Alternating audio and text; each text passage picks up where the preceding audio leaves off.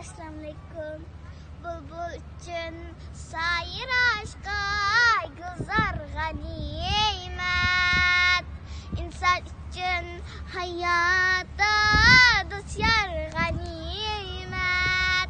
Assalamu'a cemlengen köngül sevgisi. Körüşkende şirin söz izhar ganimet. Hiç amallık, sağlamlık, zor vakit baylık.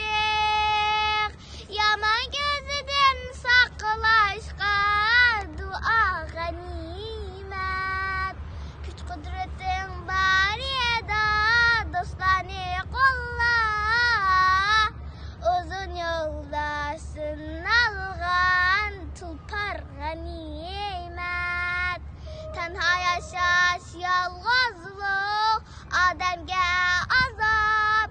Ey cemaat içinde katar ganimet. Töhmel esed adavet toğazımızdan.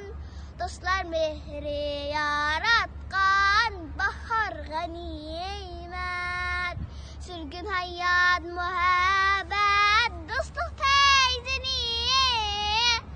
Ömürlük dost vefadar nigar ganimet. Sürgün hayat muhabbet dostluk teyzini. Ömürlük dost vefadar nigar ganimet.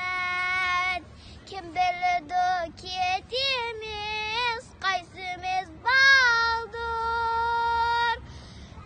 Yoklar